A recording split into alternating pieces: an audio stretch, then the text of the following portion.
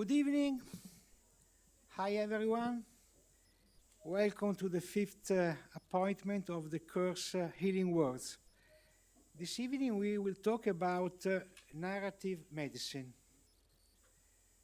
And as usual, I will make a brief introduction before presenting the speaker, special guest of this evening.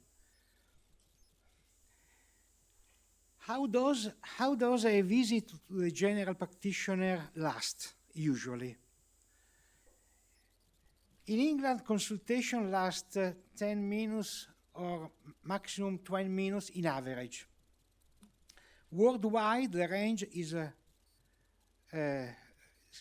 curious because we go from 48 seconds in Bangladesh to 22 minutes in Sweden. Do you think that it's possible to build a good relationship medical doctor patients, patient doctor? I don't think so. We are aware that a good patient-physician relationship requires a sufficient minimum time, but not only more time. There is something more. In the last century, we have assisted to a progressive shrink in human relationship between doctors and patients due to an over-attention to science and technology, to an excessive power of bureaucracy very often, and to an excessive power of the healthcare market, the commodification, we used to say, and also the phenomenon of hyper-specialization, always specialization that goes in a very specific way.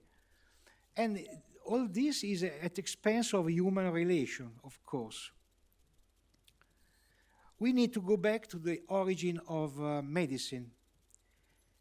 For Hippocrates, the patient had absolute centrality in the clinical act, was the center of clinical act, not the disease, the patient.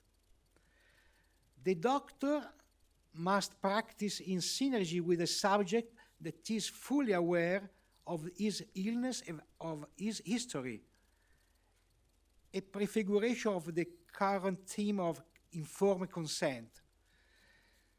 The patient must not passively accept orders and prescription. He must be able to dialogue with the doctor, to discuss with the doctor. And this attitude, unfortunately, differs greatly from the current one. In medicine, storytelling by patient is a fundamental therapeutic act because finding the words to contain the disorder and related concerns gives shape and control over the very cause of the disease. This sentence has been written by Rita Sharon, our special guest of this evening. Rita Sharon is a physician, general internist, and also literary scholar who originated the field of narrative medicine. She has been working in the field of narrative medicine for almost 30 years and is the world's best known personality in this field. Her most famous book, Narrative Medicine, Honoring the Stories of Illness, is a scientific and literary monument. Her articles have appeared in prestigious medical journals like JAMA, Lancet, British Medical Journal, New England Journal of Medicine, among others. She has lectured and served as visiting professor in many medical schools and universities in the US and abroad, teaching narrative medicine theory and practice. At Columbia, she is professor and founding chair of the Department of Medical Humanities and Ethics and professor of medicine. She has received many prestigious awards by many academic institutions and scientific societies and international foundations, probably too many to be listed this evening. Among other awards, 2 awards for Outstanding Woman Physician in 87 and 96. So it's really a pleasure, and we are honored to have you here, dear Professor Sharon, dear Rita, and the stage now is yours. I give the microphone. Please. Thank you so much. Thank you so much.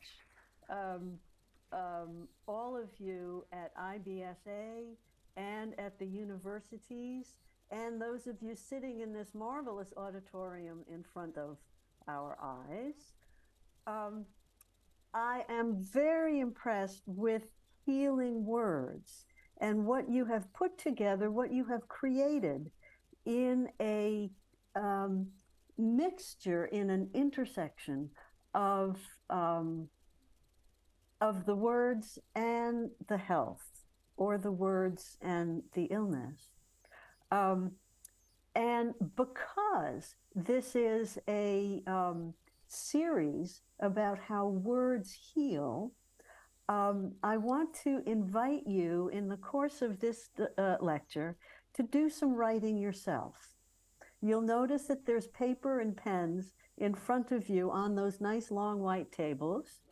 And occasionally I'll stop as we're looking at an image. I'm going to show you some visual images to help us in our work.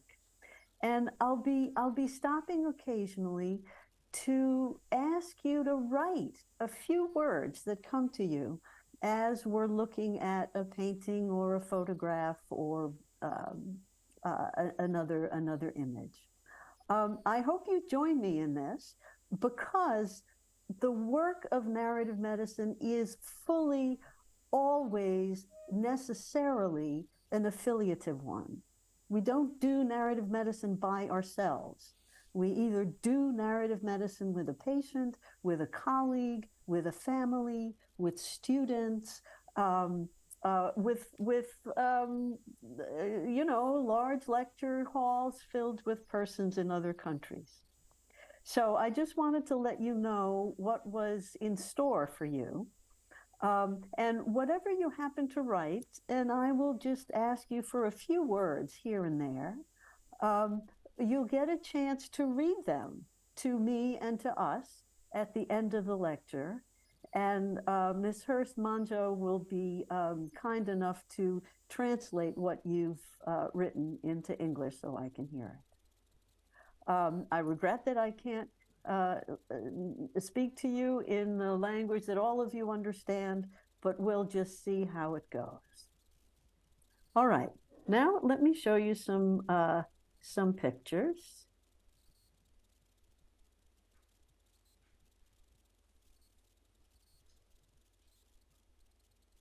I hope you can see this. This is a painting by Turner. He calls it color beginning.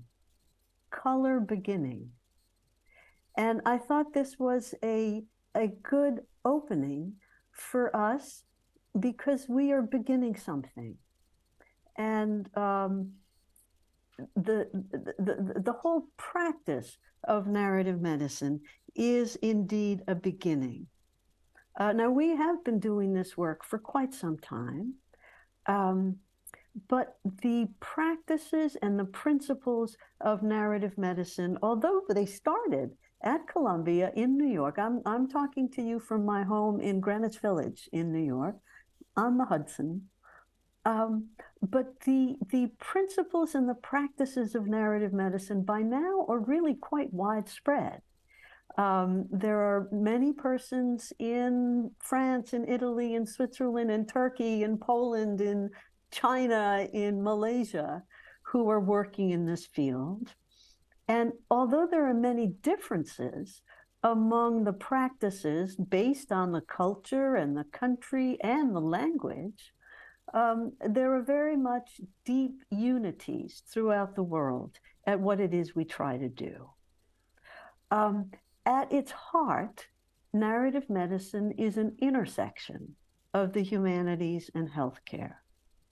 And we've learned that to do well as a clinician, as a nurse, as a therapist, as a doctor, as a social worker, to practice your own specialty well, you, by definition, need to use your creativity, your imagination, your ability to hear other voices, other perspectives, other points of view. And whether you have been told this or not at the beginning of your studies, you will be using yourself in the practice of healthcare. This is not a technical enterprise, as you know. The use of the self in the practice of healthcare is key. So besides being competent in your own scientific tradition, you need to know how to listen to complicated illness stories from patients, from families. You need to know how to listen to accounts told by your colleagues, by the people who live in the communities that you serve, by the persons involved even in wider conversations about healthcare policy. So what's involved in listening carefully to stories? You know, because you listen to stories all the time, you know that you're listening for the content, like the plot, you know, the what happens in this story. Little Red Riding Hood goes into the forest and is eaten by a wolf. Okay. So the content of the story is one of the things that you're listening for, but you're also listening for how the story's told, how it's formed. Is it a play? Is it a poem? Is it a movie?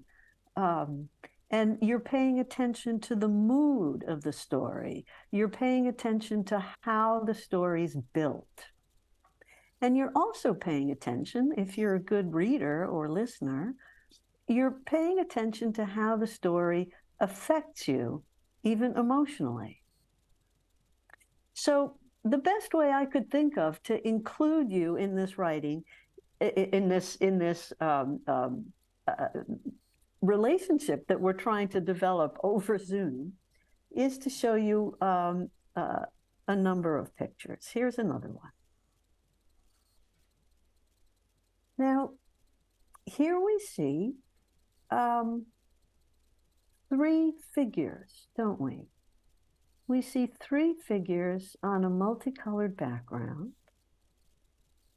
This is Klimt, and he titled the painting 3 Ages of Woman. This was painted in 1905. 3 Ages of Woman. So I want you, as you're sitting in that large auditorium, to look at this image, see what it tells you. We can tell that there's a baby. We can tell that the baby's being held by a young woman. And then we see what looks like maybe an older woman off to the side. They're related in some way. They're at least held in the same visual. It looks like amniotic sacs or something to me. But these 3 women are connected somehow, aren't they? Now, I want you. I'm just going to give you a minute to look at this image and see how it speaks to you. Yeah?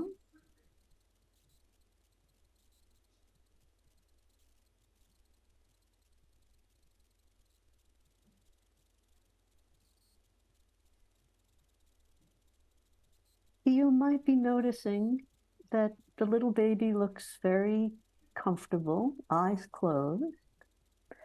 The young woman holding the baby with her head on its head looks also quite, I don't know, maybe serene. And that the older woman off to the side in her own colored sack seems to be holding her head in her hand. Her head is bowed.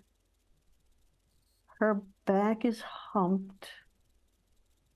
Her belly is sagging.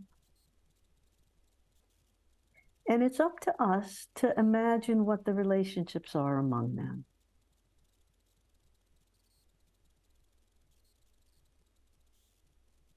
Now, what I want you to do is to imagine that one of these figures is talking to you.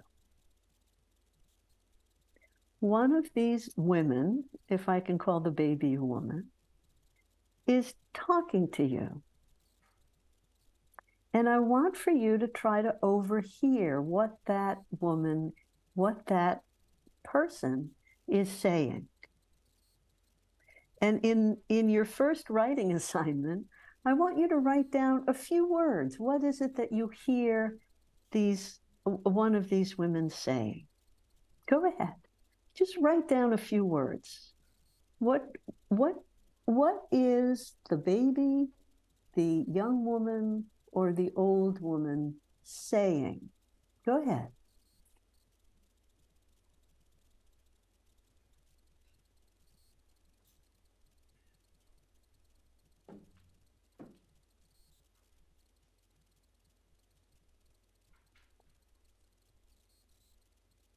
Now, I can't see the auditorium, but I hope some of you are scribbling a few words on your papers. What are you hearing from one of these women?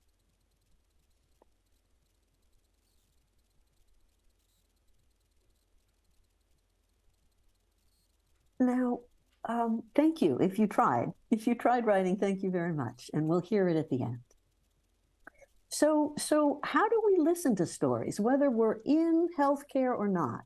We learn how to listen to stories really by listening to stories.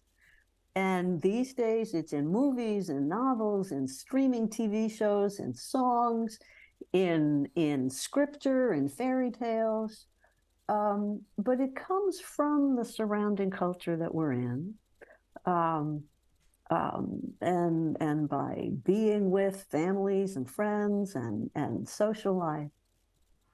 In academic settings, we learn how to listen to stories by learning how to closely read them.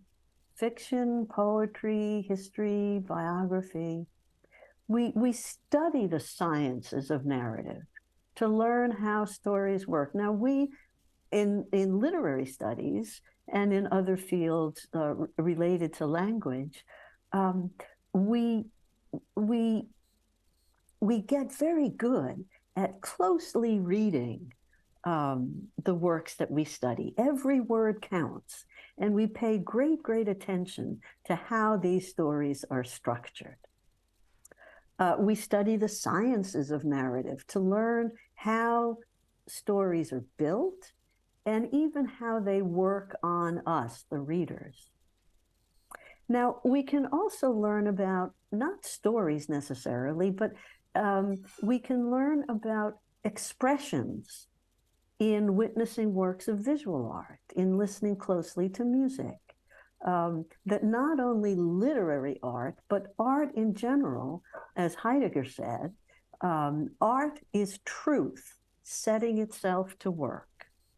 So we come to works of art not only for pleasure or excitement or serenity, but also to come into contact with the truth as it has been told in the world. Now, if we look at, here's two, this is called a conversation. It's Mary Cassatt. This is the image that I put on the cover of one of the books we wrote. Here's a story, here's a picture of two girls one in the light and one in the shadow. And it looks that one is listening very closely to the other. Narrative medicine at Columbia includes the very serious, close study of intersubjectivity or interpersonal relationships. How does it happen that one person comes to understand what another is not only saying, but what the other is about? And we study for this wisdom, we study the phenomenologists, Heidegger, Husserl, Merleau-Ponty, who describe intersubjectivity, which means the coming together of two persons or subjects. Here's how Edmund Husserl, who is one of the founders of phenomenology, described this intersubjectivity or relationship between two persons. For Husserl, intersubjectivity is more than a shared or mutual understanding. It is closer to the notion of the possibility of being in the place where the other is. See? Being in the same place where the other is. So, to do that, and I hope you see that we're doing this by we're being in the place. Right now, it's this pastel by Mary Cassatt. We're being in that place where one another is. So to do that, we require to be in some way existing in time and space, don't we? Even though we're looking, I mean, this is a image created in 1896, but we're being in that place, in that time. Now, the phenomenologists learned from the older 18th century aesthetic theorists who objected to the prevailing culture that thought that we only knew about the world through our reason, our rationalizations, our reason. And these early aesthetic theorists wanted to face the material world as an embodied, sensing, feeling, mortal human being.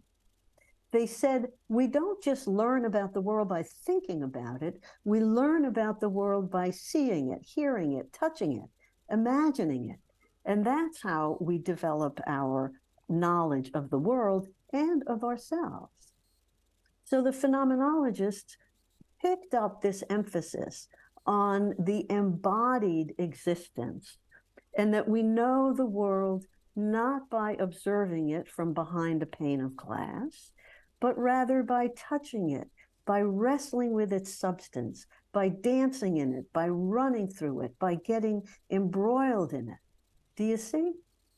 So not only do we want to know of the world, we are able to partake in it. We join in creating it to begin with. And you see how this is particularly true about healthcare, where the body itself is at issue. Now, if we pay attention to time and space, for us anyway in healthcare, of course, that connotes mortality. The presence of death in our lives as nurses, doctors, social workers, patients, families, all who live in healthcare, our lives are governed by mortality, by our own temporary existence. My next image is, I think, an image of time.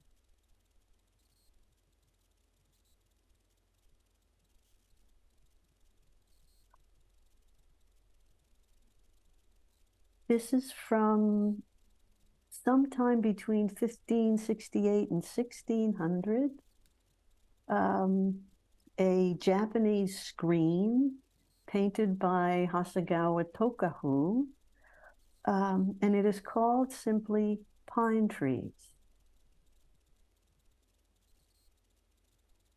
Just take a moment to just watch this image, please.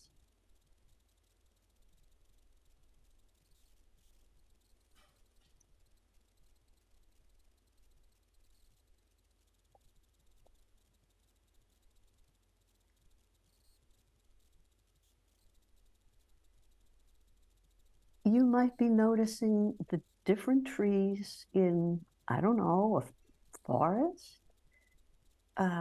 You might be noticing maybe it's mist or fog. Some trees are hard to see, some are much clearer. Some seem to be standing straight, but not all of them.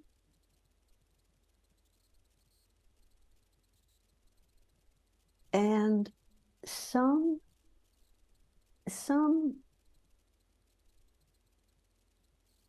seem almost to be separated from the earth.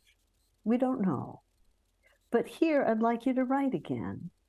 I want to know, simply write down what you see and write down what you feel in the presence of this image.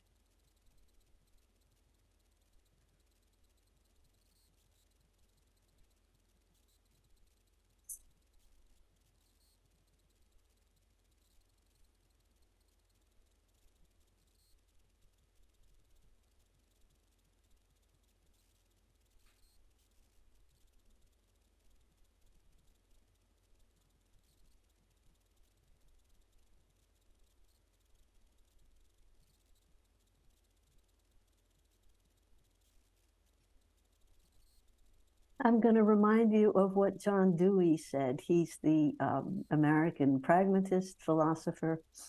He reminds us always that art is experience, and that we are transformed and transported by the process of witnessing works.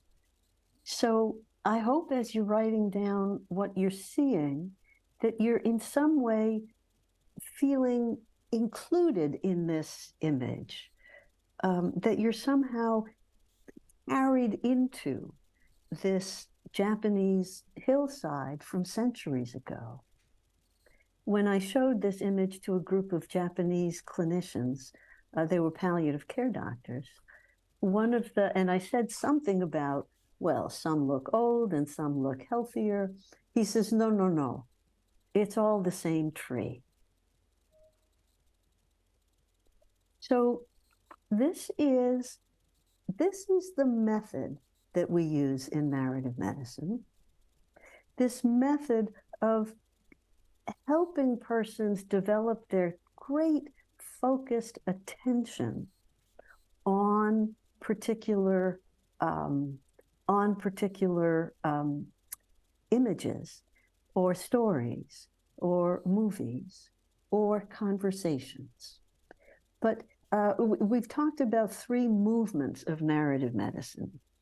And what we try to teach our learners is that one of the movements is to achieve this great, focused, not distracted attention on the patient you're with, or as a practice anyway, on an image or a work of art.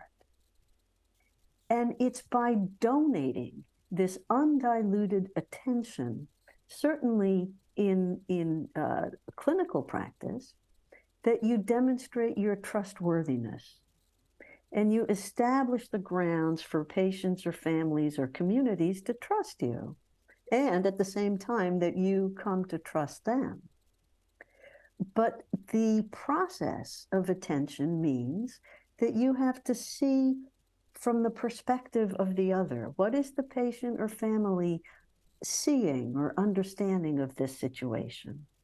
What is the perspective of the nurse or the social worker in your hospital as you're trying to take care of a patient together? the attentive perceiver can mute your own position.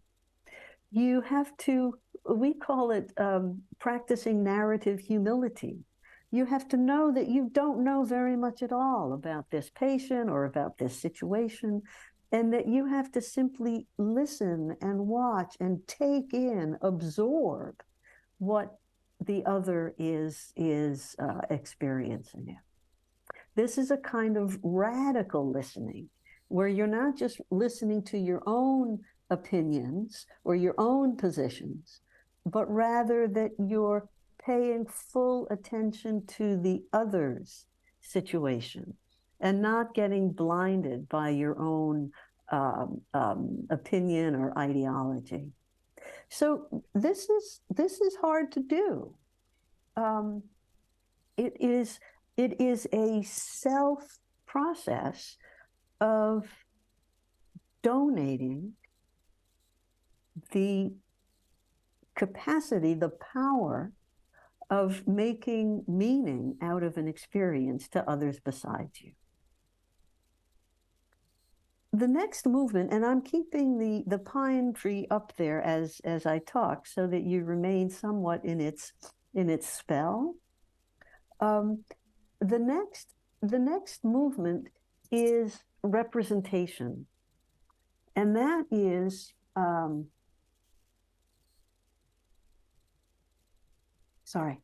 that is the capacity to, in our case, writing down what you see. You have represented your own thoughts, your own impressions by giving me my words every now and then. Of course, if we were in a long course together, you'd be writing whole stories or poems or reflections. But here we just have a few words. But why do we put importance on representation? It's simply because we can't perceive anything and capture it until we give it form, until we put it in words, put it in pictures, put it in dance. Otherwise, the perceptions just float away. So the representation is not just because we enjoy creative work, but rather as a means to capture that which we learn in attention. And so as you've been writing just a little bit, and I'll give you a chance to write again in a minute, it's so that you capture what it is that you found in this image of the forest. And then it becomes part of our work together. And the work together is the third movement, which we call affiliation. In many, many ways, in practicing narrative medicine, whether it's yourself with a patient or like now in an auditorium with 100 people, in many, many ways, we bring persons together.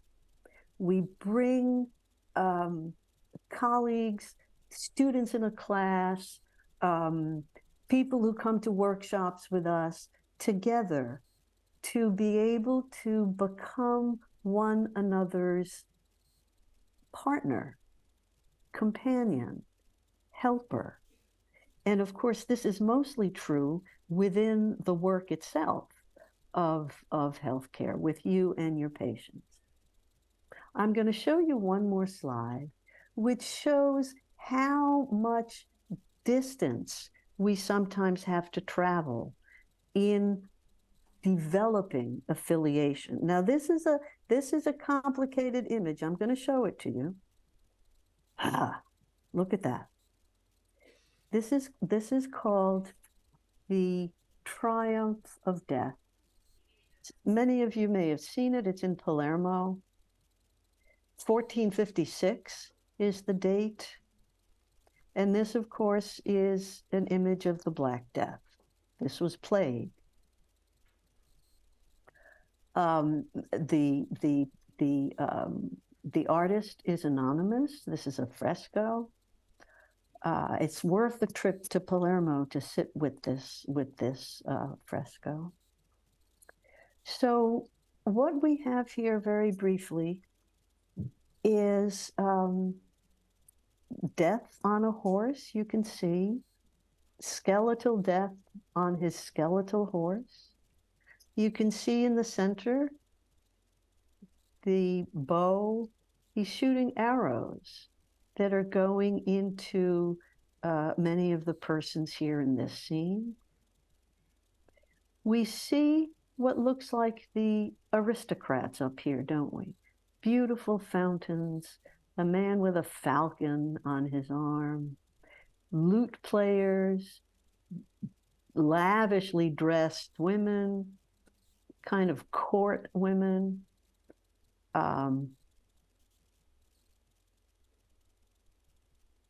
We see, now here, can you see this?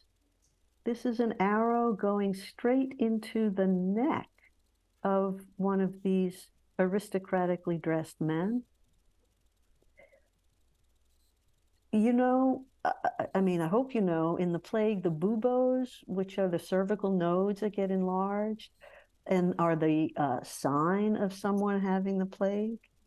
So this aristocrat is being found out, if you will, by the arrow.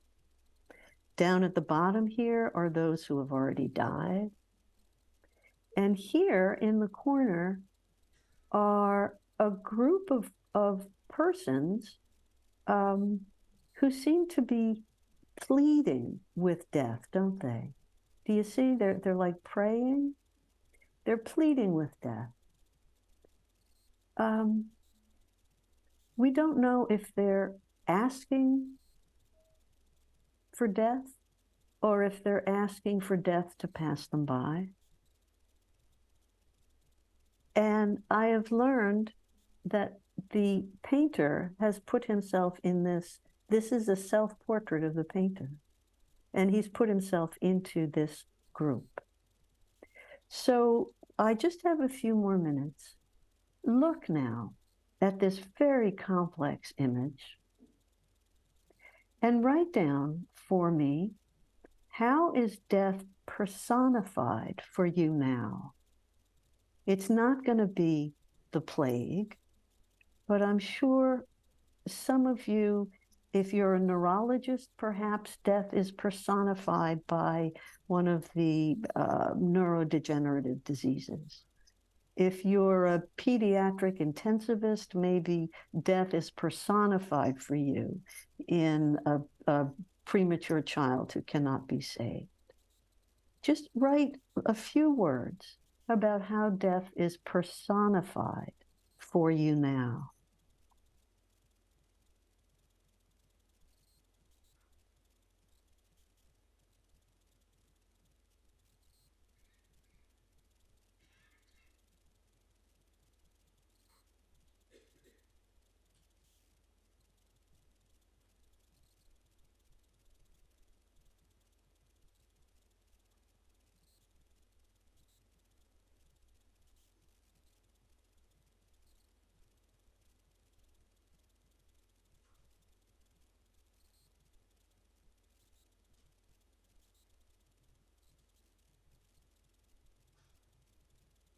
I'm going to end this session with some words of Dante.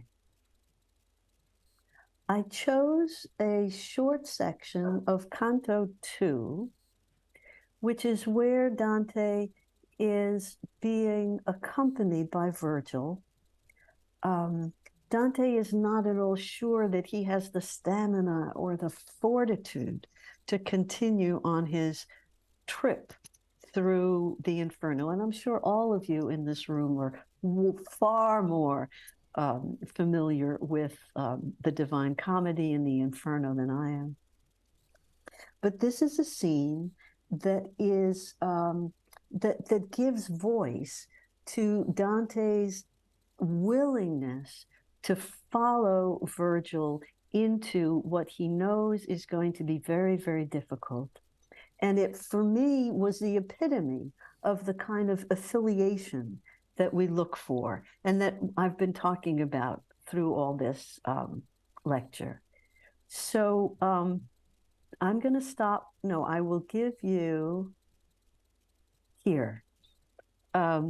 Dr. Grossi has been kind enough to offer to read this to you at the close of my talk. Please, Dr. Grossi. Well, it, for the for the reason that we have a very good actor today, this evening, I have asked to Fabio Cabra to read the Dante, because reading Dante is too difficult for a normal people, for a normal guy. You should be an actor to read Dante. So, Fausto, if you could. Thank you. Microfono? Può venire qua? C'è un microfono.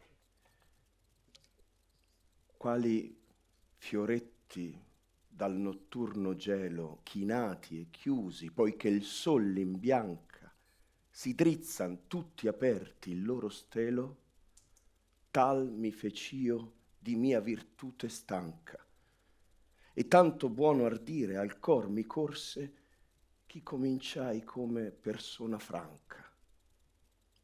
O pietosa colei che mi soccorse, e te, cortese, cubbidisti tosto alle vere parole che ti porse, tu mai con desiderio il cor disposto sia al venir con le parole tue, chi son tornato nel mio primo proposto. Or va, con sol volere ed ambedue, tu duca, tu signore e tu maestro. Così gli dissi, e poi che mosso fue, intrai per lo cammino alto e silvestro.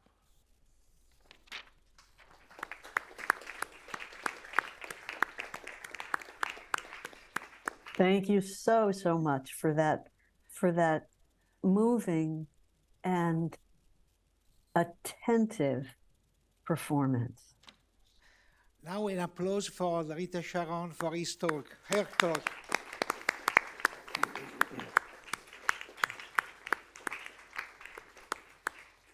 Thank you very much, Rita, for this Thank you. beautiful lesson. But in reality, I thought to be in a psychoanalytic session rather than a lesson.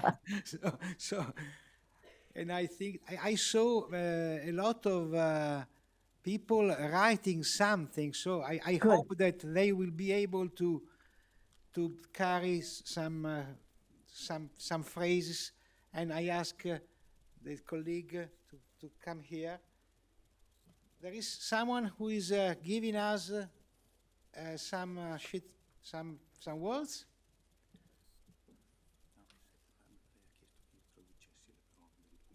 Sì. Ma abbiamo chiamato la traduttrice. Meraviglia, ancora meglio. Solo che bisogna avere le parole dal pubblico. Adesso allora, quindi, per fare l'esercizio che la professoressa Sharon ha chiesto, magari qualcuno ha voglia di mettere in avanti le parole che gli sono venute e che ha scritto per il primo quadro, e poi la nostra traduttrice le tradurrà.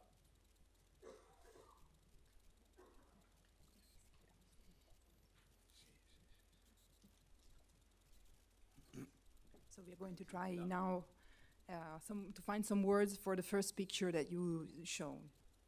Mm-hmm. Just thinking of the woman, of the old woman, I think she's saying, "What have I done?" Uh-huh. She was so sad to me. Mm-hmm. Did you understand that? Yes, Yes. yes. And what have I done is biblical. It's biblical in its depth. What have I done is a confession, right? It's a plea for understanding. But do you see how this writer, this author, thank you so much for going first, how this writer was able to capture the deep parts of that image, and to say, what have I done, signals both the possibility of guilt and the possibility of achievement. Do you see that? It could be, my God, what have I done wrong? But it also could be, my God, look at what I've done with this mother and this child, who are the fruits of my body. So, do you see how short given words will be able to create whole spheres of meaning? And if you were sitting with me in a classroom now, we would continue after the what have I done. Thank you so much for starting us on this part of the program. That's great. There are other intervention from the audience, other person that have some words to share with us. Sempre legato all'immagine di Klimt, io ho still on visto Klimt's il image. bambino che guarda questa donna anziana e le dice non essere triste. So I see the young child looking at the older woman saying, don't be sad. Oh, that's beautiful. That the young child says to the older woman, don't be sad. Do you see? Now, see, different ones of us will be captured by different parts of an image or a story or what a patient's telling us. And here, I never thought how the baby was consoling its grandmother, right? So that this particular artist, I'm calling you the writer, the artist, because you have captured something in this complicated image that speaks to the paradox of the image. That it's not the happy ones are young and the old ones are sad, but that there is a continuum there of the feelings. I think it's a very generous way to see this image. I think Klimt would be very happy. So don't be shy, you are going very well. Another person that can add something.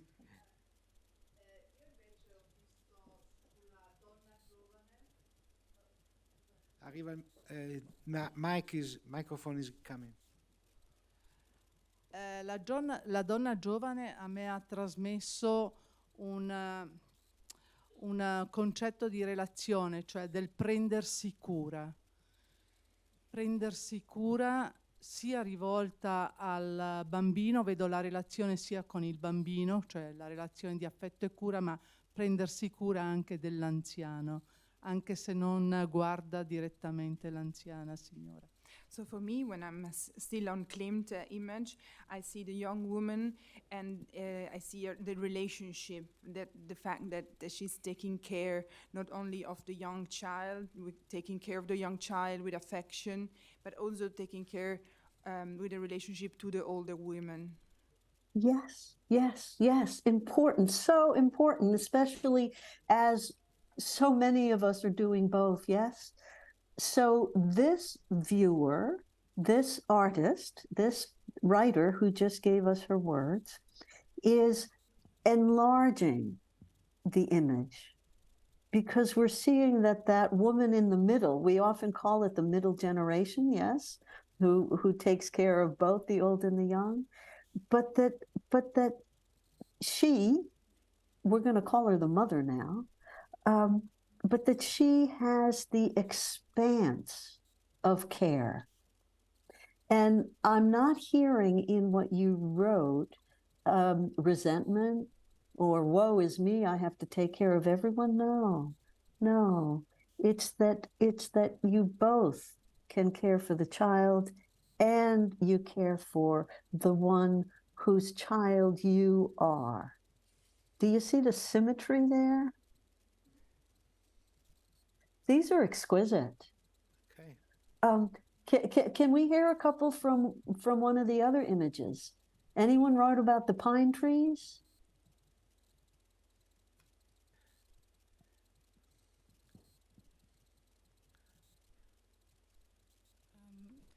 Io ho scritto lo spirito della profondità che digrada.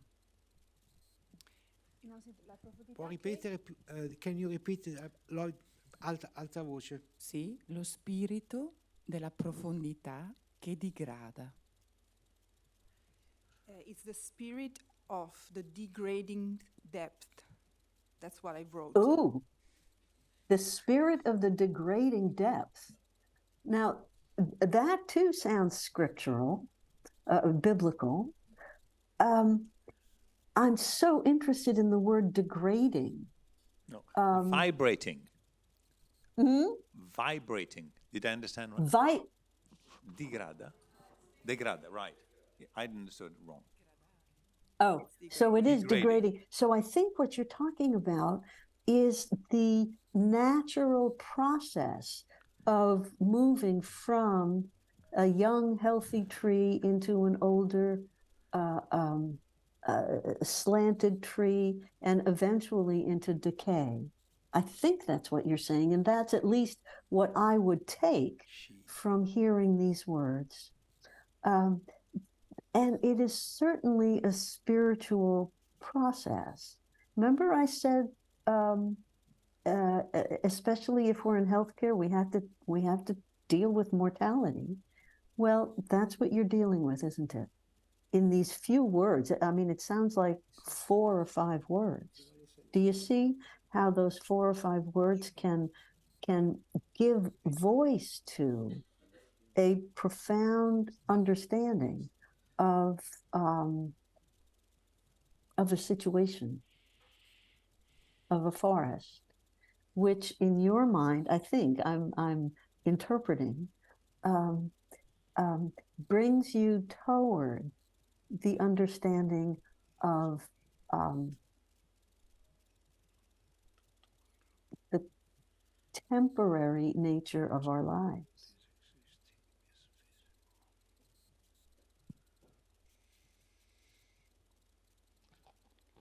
Thank you. Parlando in italiano, così cerco di farmi capire meglio. Io ho visto in tutte e tre le immagini che ci ha mostrato questo senso di fiducia. Non so se ho sbagliato, ma il mio pensiero è stato un po' di cercare anche, cioè ho scritto separatamente per ogni immagine delle parole, e poi rileggendole ho visto che trust era presente in tutte e tre per me. E anche quella degli alberi, perché mi sono immaginata che per camminare in quella nebbia c'è bisogno di fidarsi di qualcuno che ti indichi la strada.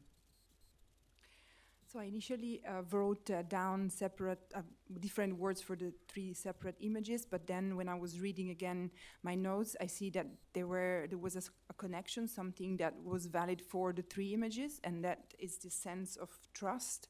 I don't know if I'm right or wrong, but that's the trust. I think that also when you look at the trees, the pine trees, you I was imagining myself walking through these trees, and that somehow in the fog you need to trust something to go. Yes, go ahead. Yeah, that's it.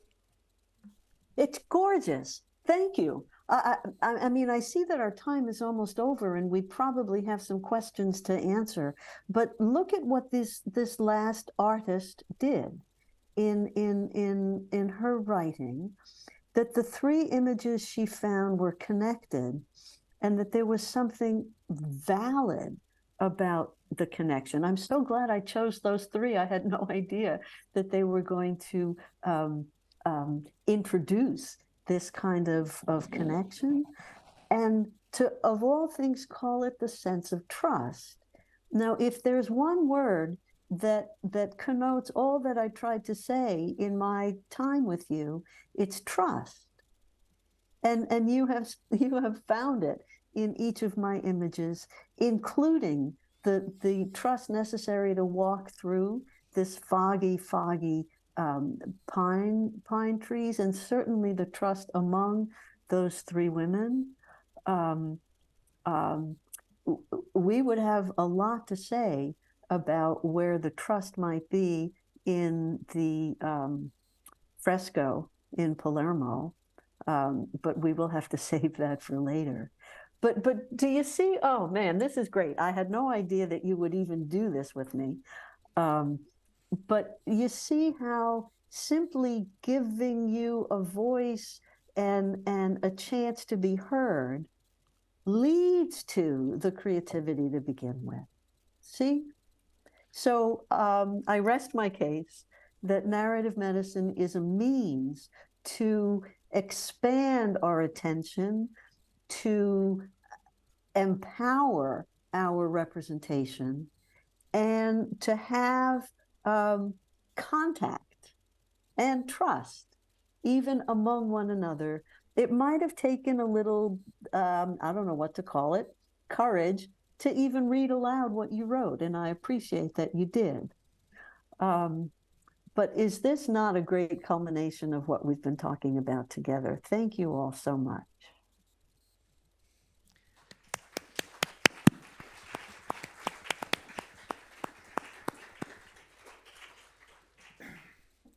Dear Rita, it seems that we have a cool class, a very good class this evening. Yes. Thank to your lesson, to your talk, and to your inspiration. So I don't know if there are other inputs from the audience, or maybe also questions. Just ask if you have a question to pose, please feel free. Otherwise, we say goodbye to Rita, and we hope to see you again, maybe in person here, if you can. Yes, I will stay for a little while, perhaps, to hear at least a tiny summary in English of what the discussant will say. Okay. Thank you again, and best wishes for your future. Maybe. Thank you. Okay.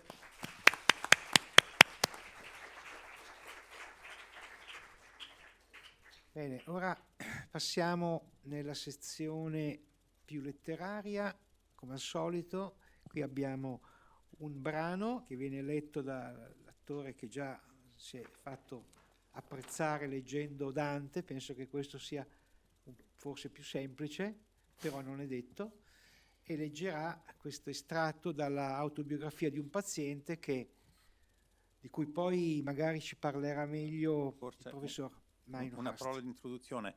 Quello di cui parlerò dopo è questo studio che abbiamo fatto di chiedere ai pazienti, se volevano, di raccontarci, di presentarsi come loro volevano essere conosciuti, dicendo che avremmo condiviso questa loro biografia, che potevano scriverci lunga quanto volevano, con le persone che si sarebbero occupate di loro in ospedale. E questa è una di queste biografie che evidentemente è stata un po' cambiata per non rendere riconoscibile il paziente poi l'ha riletta lui e gli andava bene così.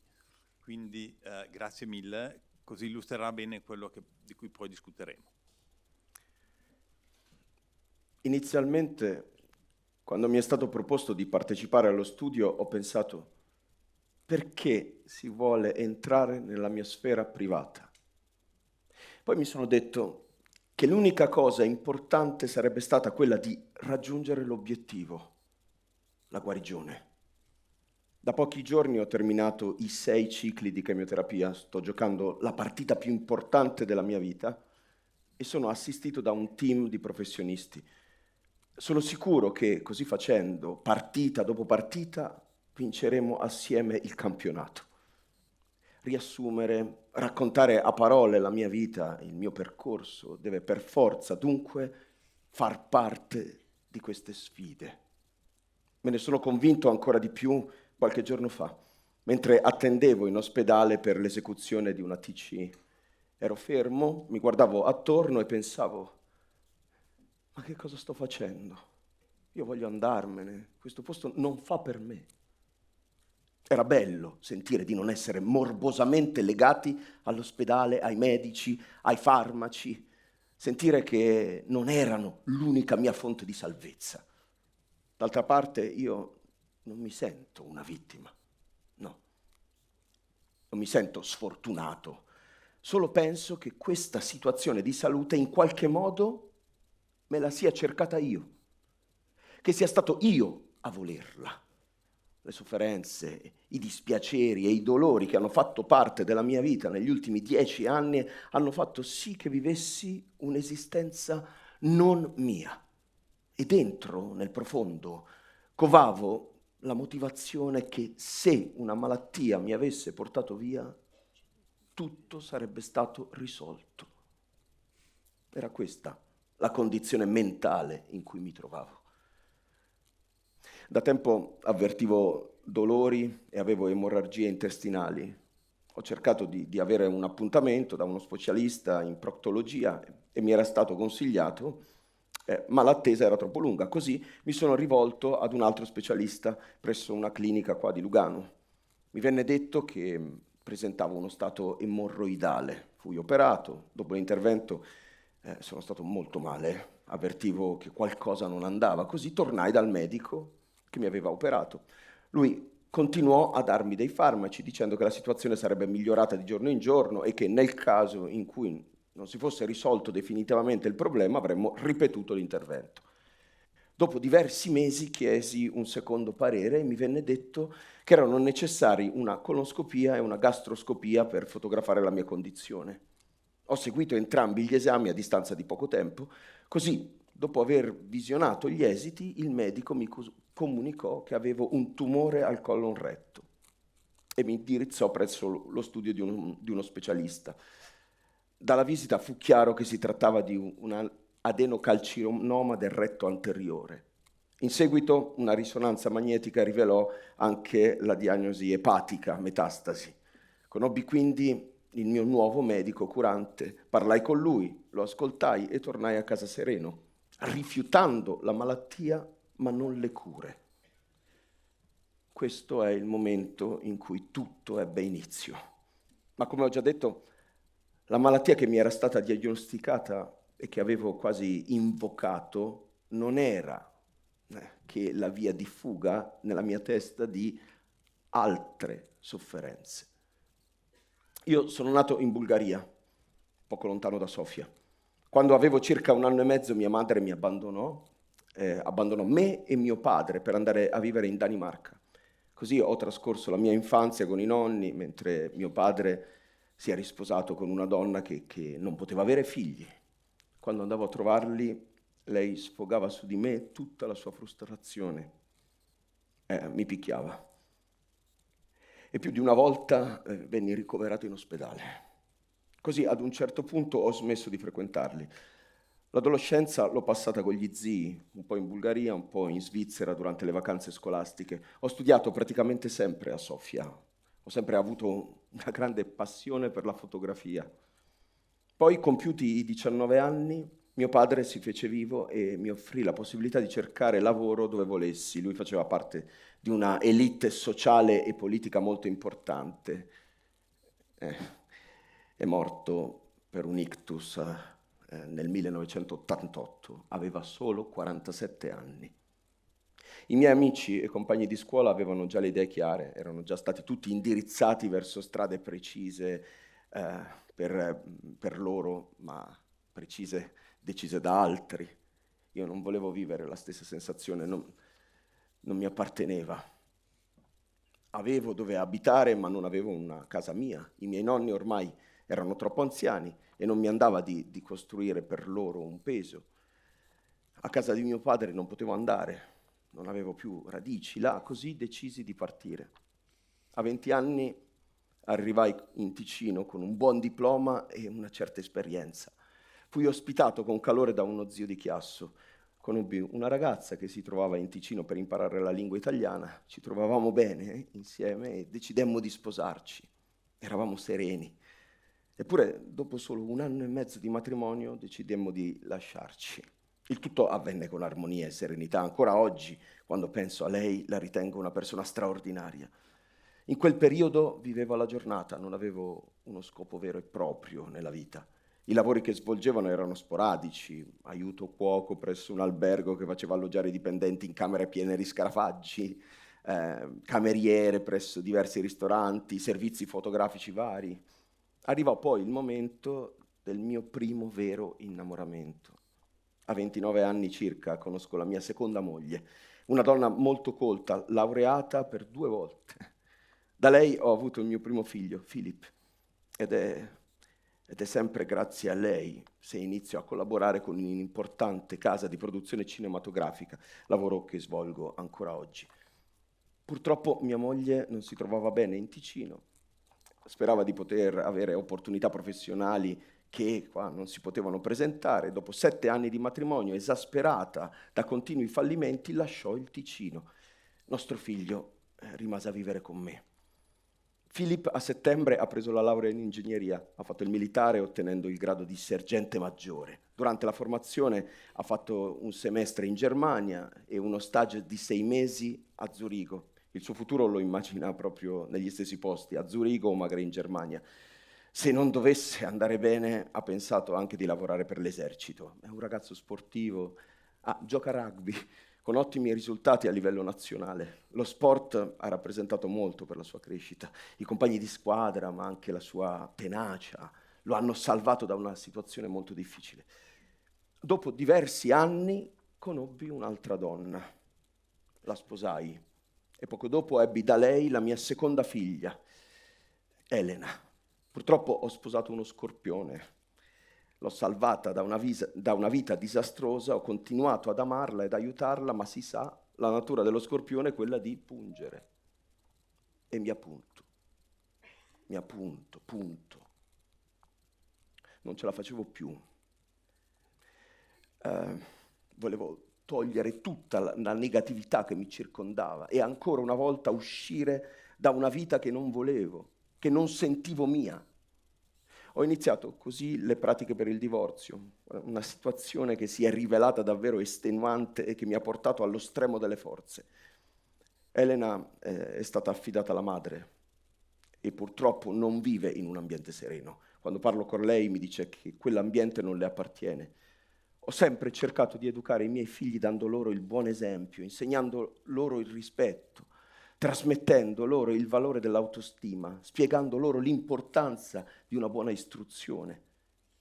Questo è quello che mi è accaduto prima di incontrare la malattia. Cosa mi aspetto durante il ricovero, nel corso delle cure? Sincerità, soprattutto. E un percorso sereno senza ipocrisie o finzioni. Mi aspetto delle buone cure. So che la guarigione è compito mio, il 50% del lavoro sarà del medico e del personale, ma il 50% del lavoro sarà mio. Quindi desidero essere messo nella condizione di poterlo fare al meglio. La partita va giocata assieme, ma vorrei avere la possibilità di essere io ad aprire i canali della guarigione. Personalmente sono arrivato a credere che le malattie non vadano intese come guasti da riparare, ma come buone e nuove occasioni di sviluppo e crescita. Questo è quello che mi aspetto e che chiedo.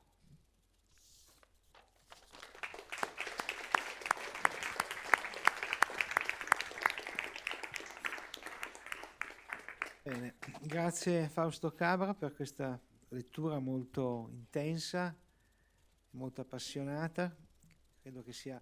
Poi lascerò al professor Pietro Mario Nohorst a commentare questo passaggio. Adesso vorrei presentarlo, se lui me lo fa fare, perché lo vedo un po' ansioso di iniziare la sua relazione, ma lei come di Scassan ha il diritto di avere una presentazione. No, a parte gli scherzi, mi fa molto piacere essere con Pietro, siamo diventati amici in questi ultimi 3 anni, perché lui è stato tra l'altro una delle prime persone che ho incontrato qui in USI, che ha dimostrato di avere veramente un grande senso di condivisione, di empatia verso la materia che stavamo trattando, e ha subito dimostrato il piacere di poter collaborare. Lui è un grande chirurgo, nasce come chirurgo laureandosi a Milano, poi imparando chirurgia generale nel Regno Unito, non gli piace la neurochirurgia e si trova invece molto più a suo agio con la chirurgia addominale, e quindi rientra in Svizzera presso gli ospedali universitari di Ginevra e lì inizia la sua attività di chirurgo, soprattutto di chirurgia dei trapianti di fegato. Tra l'altro ha avuto la possibilità di avere un grandissimo maestro in Francia, a Parigi, professore Henri Bismuth, e quindi ha lavorato per molti anni dirigendo il centro di malattie epatobilio-pancreatiche a Ginevra. Ma oltre all'attività clinica, chirurgica, ha avuto anche la possibilità di farsi apprezzare come scienziato, ha pubblicato oltre 200 articoli scientifici su principali riviste mediche e ha ottenuto anche premi dalla Società Svizzera di Chirurgia e dalla Società Svizzera dei Trapianti.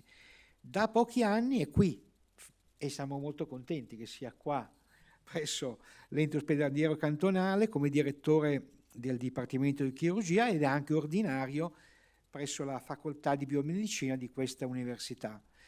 Ma oltre a queste tematiche prettamente medico-scientifiche, lui porta anche avanti tematiche ambientali, sociali e più recentemente politiche, sempre nell'interesse di migliorare la qualità di vita della popolazione e cambiare un po' l'assetto attuale di come vanno le cose. Quindi mi fa molto piacere dargli la parola. Sì. Sapevo che non dovevi presentarmi in realtà.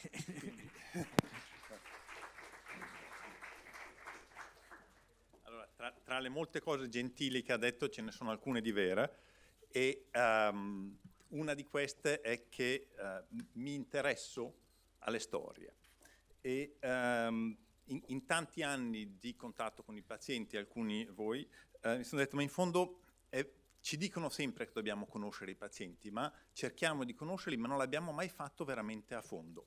Ma il tempo manca un po' per questo. E poi un conto è estrarre le cose dai pazienti, un conto è chiedere ai pazienti di raccontarsi.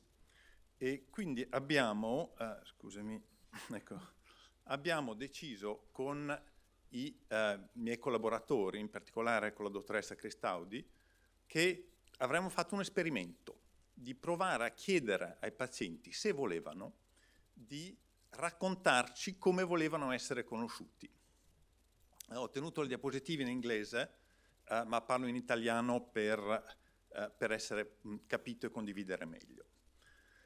Noi siamo fatti per ascoltare bene le storie. Le storie sono particolarmente importanti, crediamo più alle storie che ai fatti. È una cosa che Harari ha raccontato molto bene nel suo libro, ma il mio autore preferito è arrivato a dire noi siamo le nostre storie. Quando lui è arrivato nel campo di concentramento gli hanno tolto, e lo descrive molto bene, tutto quello che poteva riallacciarsi alla mia storia. Noi siamo privati di storia. E questo interesse per le storie ci ha portato a chiedere ai pazienti qualche cosa di strutturato, se volevano, di raccontarsi. E abbiamo costruito una lettera di richiesta alla quale abbiamo riflettuto abbastanza tanto, che vorrei condividere con voi.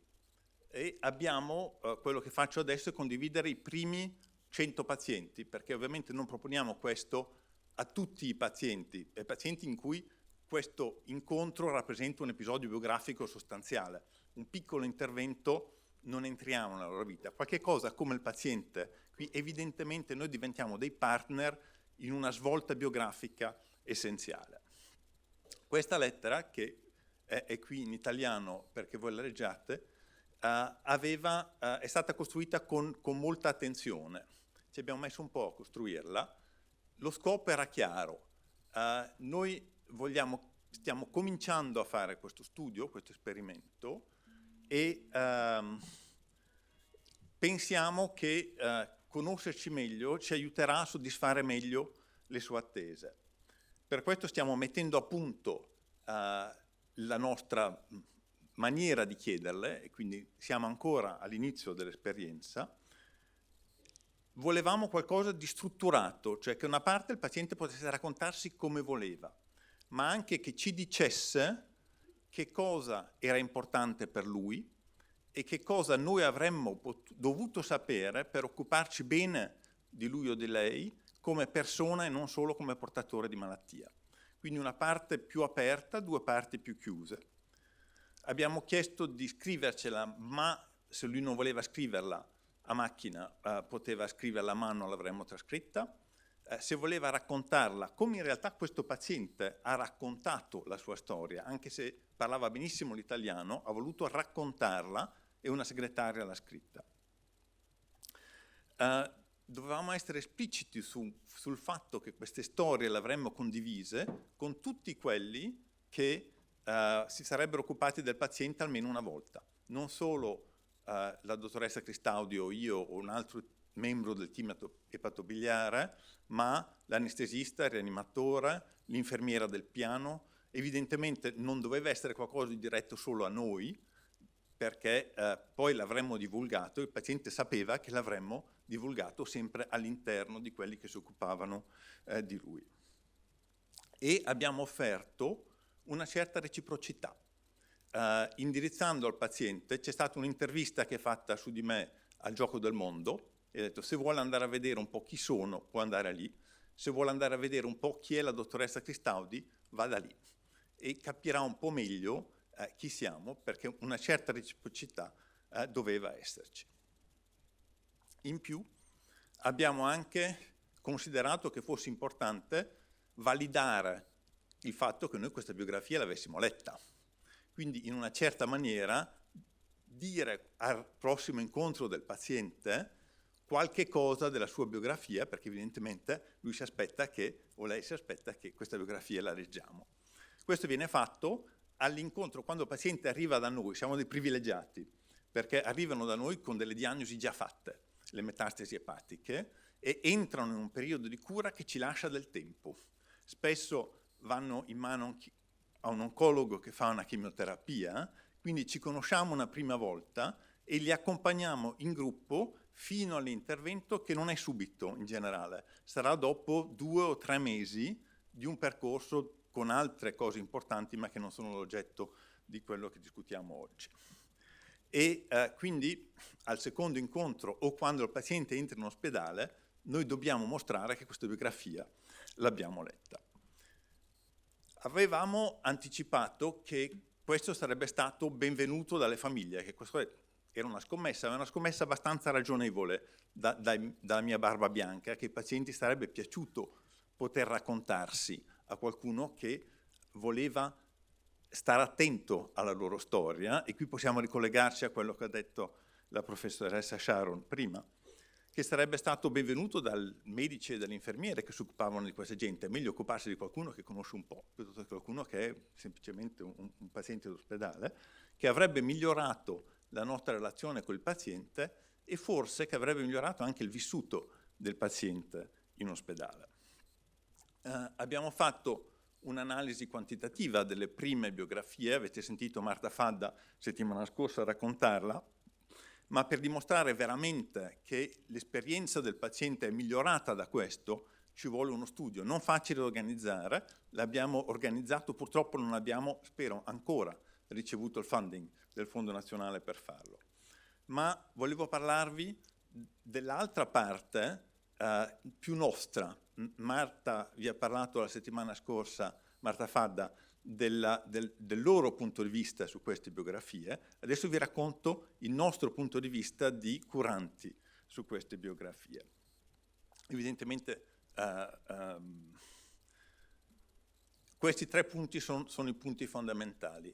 Benvenuto dalle pazienti e dalle famiglie, e questo punto è stato dimostrato. Abbiamo avuto un solo paziente che ha esplicitamente rifiutato su 100, non voleva condividere la sua biografia, libero lui, ma uno solo ha detto no, non voglio farlo, basta.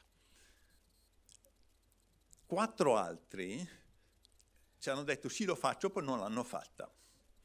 Vabbè, insomma, ci sta. Uno dice sono molto pigro, vabbè, capisco. Un altro dice sono fatto così, prometto, ma su 100 molto pochi. Gli altri invece hanno saltato proprio su questa occasione per raccontarsi a noi. Estremamente generoso, estremamente interessante, e vi dirò nel punto 3 cosa ci ha fatto. Benvenuto dal staff, estremamente benvenuto. Le infermiere, gli anestesisti, i rianimatori sono contenti di avere questo foglio che noi mandiamo per mail la sera prima dell'operazione, perché sanno con chi hanno a che fare e se la leggono, e in realtà gli guadagna tempo, perché quelle stesse informazioni che devono estrarre da un paziente sofferente, malato, intubato, eccetera, le hanno lì a disposizione e l'hanno trovato, come noi l'abbiamo trovato, estremamente utile, perché tutti siamo diversi. Alcuni pazienti dicono: voglio che mi chiamate col mio nome di famiglia, il rispetto è molto importante per me, non datemi del tu, datemi del lei. Altri dicono: voglio che mi chiami Claudio, che mi dia del tu, perché percepisco il lei come una distanza, con una non voglia di entrare in relazione con me. Altri dicono: per piacere spiegatemi tutto, perché altri dicono: basta che siate gentili, non spiegatemi niente. E questa diversità è una diversità con la quale loro arrivano, anziché noi doverla scoprire man mano durante la presa in carica. Quindi utile come strumento. Terzo punto: si è migliorato la nostra esperienza e la nostra relazione col paziente. Qui entriamo in qualcosa di più difficile da misurare, più intimo certamente, meno molto sfaccettato, ma certamente ha migliorato la nostra attenzione. È il fatto di avere questa biografia e di leggerla e di averla per noi ha aumentato la nostra concentrazione su quel malato. È quello che Rita Sharon ha detto prima. Lei ha utilizzato una parola che proprio ha utilizzato attention come cosa nel legame della medicina narrativa. Questo è della medicina narrativa diversa, perché è una medicina che non implica il nostro scrivere, implica il nostro leggere, ma questo elemento di attenzione ai pazienti è qualcosa che è andato molto, molto avanti. Il secondo, la fiducia. La nostra sensazione è che il paziente ci ha investito di una fiducia più grande di quella alla quale eravamo abituati. Importante, specialmente nel caso della chirurgia che noi facciamo, che è una chirurgia di complicazioni spesso. E elaborerò un pochino sulle parti finali su questa fiducia. E la terza, gratitudine. I pazienti erano in generale riconoscenti di questa possibilità che avevano di presentarsi.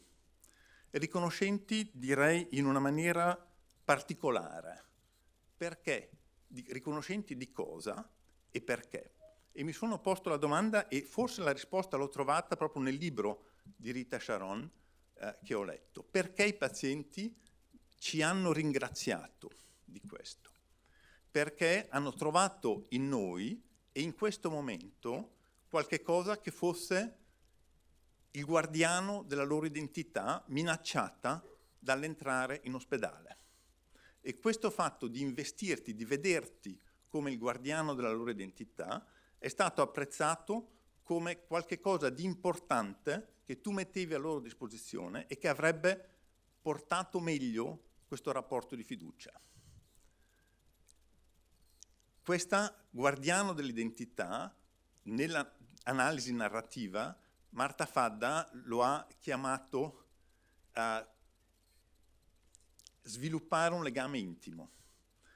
Attraverso lo sviluppo di un legame, la condivisione di dettagli personali, il paziente chiede di essere conosciuto e di essere legato e di partecipare a questo processo. Avete sentito bene quello che diceva prima quel paziente. Cosa mi aspetto?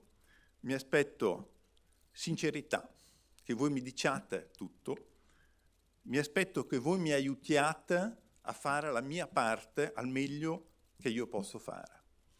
E averti identificato come guardiano della sua identità è qualcosa che lo ha aiutato a ritrovarsi con noi in un'alleanza terapeutica. Una domanda che mi sono posto, ed è la domanda finale: cosa mi ha portato in più? Praticamente mi ha portato anche a vedere che i pazienti che vedevo attraverso le urgenze erano diversi dai pazienti che vedevo nel mio ufficio, che mi mancava dei pazienti che entravano in urgenza questo momento speciale che avevo con loro, e quindi da allora ho cominciato a sedermi di fianco ai pazienti che mi vengono dalle urgenze per un momento che sia solo loro, che è quello che ho biografico nel mio ufficio quando mi arrivano in consultazione. Ho visto anche un più grande affezionamento del team ai pazienti e dei pazienti al team. Più legame non vuol dire necessariamente più peso o più lavoro. È semplicemente qualcosa di più intenso, di più forte, ma non più difficile da portare. Questa è stata la nostra esperienza, almeno della dottoressa Cristaudi e mia, durante tutto questo percorso, ma anche degli infermieri e degli altri medici, con i quali il legame era meno forte. E alla fine arrivo alla domanda, perché questo me l'aveva lasciato prima: perché sono arrivato a pensare a una cosa così semplice solo a 57 anni? Oggi ne ho 63, questo percorso è cominciato. Perché non ci ho pensato prima? E perché nessuno in fondo l'ha mai fatto prima questo lavoro? Penso che la chiave sia in quello che aveva detto Rita Sharon nel suo libro, che noi sottostimiamo come medici il rischio di perdita di identità che i pazienti hanno quando vengono in ospedale. Non siamo a Primo Levi spogliato di tutto, ma fisicamente anche i pazienti si svestono, lasciano via i loro gioielli, lasciano tutta la loro biografia, mentre noi medici quando andiamo in ospedale non la lasciamo. Quando io arrivo in ospedale, o anche quando la mia famiglia arriva in ospedale, non siamo mai un paziente, teniamo la nostra identità, ma il paziente non medico, non familiare di medico, vive questa entrata in ospedale come un rischio di perdita di identità. Ed è forse per questo, sottostimando questo rischio, che non ci ho pensato prima. Non è mai troppo tardi. Grazie dell'attenzione.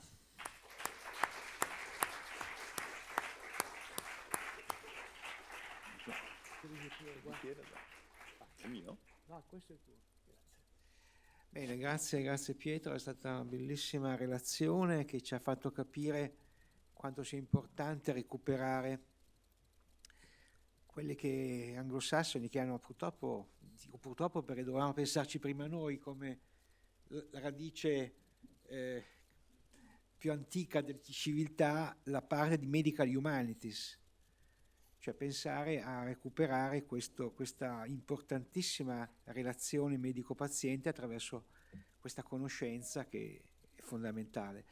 Ora abbiamo qualche minuto per domande o commenti da parte vostra, prego alzare le mani e vi arriverà il microfono. Buonasera, grazie mille è stato bellissimo ascoltare questo importante cambiamento. Io sono una curante e mi sono posta queste domande tutti gli anni della terapia intensiva, però ora mi chiedo, è bello raccogliere un'autobiografia.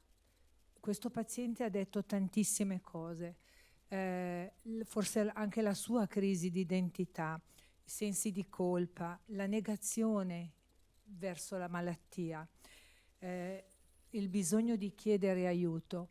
Ecco, vorrei sapere come si immagina di continuare con lui, perché non credo ci si possa fermare a una raccolta autobiografica senza integrarla in una relazione d'aiuto. Grazie. Allora, grazie della domanda. Noi siamo dei transitori in generale nella malattia del paziente come chirurghi. Entriamo e usciamo. ma non usciamo completamente, e accompagnato da questo c'è una messa a disposizione che continua anche dopo che noi abbiamo lasciato il paziente. La dimissione del paziente e la visita in consultazione sono l'ultimo episodio strutturato, ma poi continuano nel tempo. Non possiamo però essere noi a fare tutto quel lavoro che il paziente richiede. A noi ci ha chiesto due cose precise però. A noi ci ha chiesto sincerità, cioè diteci tutto, e aiuto a capire bene la sua malattia per fare la sua parte, cosa che abbiamo dato in questo periodo. Tutto il lavoro, eccetera, deve essere fatto, io consiglio a tutti, ho fatto una psicoterapia e consiglio a tutti di farla, tutti i pazienti, i curanti, tutti, quindi questo, lui tira fuori delle cose che chiaramente vanno elaborate, ma non da un'equipe chirurgica che non ha neanche gli strumenti per farlo. Bene. Altre osservazioni o domande?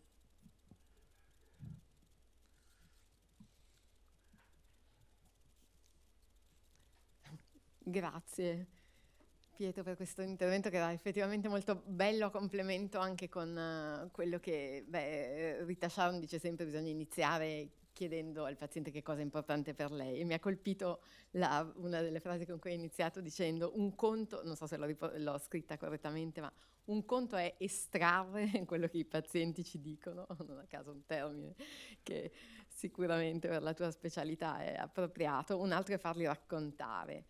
E mi sarebbe piaciuto tornare su questa differenza proprio tra estrarre e cogliere dalla narrazione che invece accade in modo più spontaneo su un invito e non su una richiesta, che invece di solito è quella, insomma, nella fase anamnestica. Allora, è una domanda molto interessante, perché può essere vista. Nella nostra esperienza abbiamo di tutto. Abbiamo dalla mamma 45enne col cancro del pancreas alla nonna di 90 anni che chiede alla nipote di scrivere la biografia.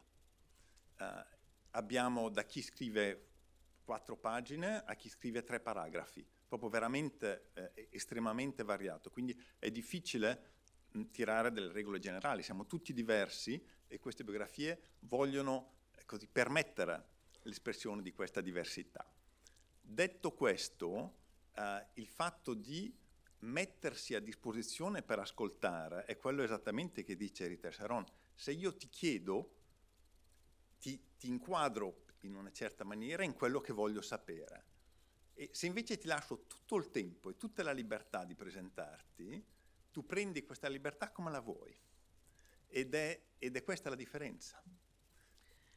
Tra l'altro ti semplifica molto, perché non hai bisogno di porti tu la domanda fino a che livello di intimità voglio arrivare, sono loro che decidono a che livello di intimità.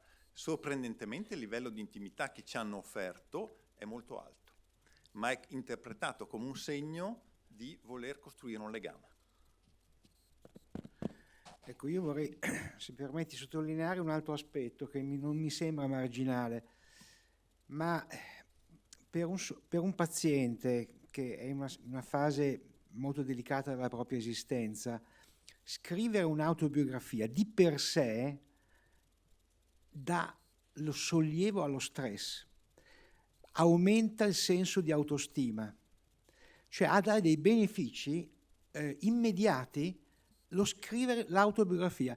Noi abbiamo fatto nel mio istituto di Tavernerio, vicino a Como, dove abbiamo degli adolescenti con diversi problemi neuropsichiatrici, fatto fare questi esercizi a degli adolescenti con gravi forme di psicopatologia, e abbiamo misurato con delle scale standardizzate tutta una serie di come dire, di componenti della loro percezione di benessere, e abbiamo notato che c'è un grosso miglioramento. Quindi è un atto, diciamo, anche terapeutico da un certo punto di vista far scrivere l'autobiografia.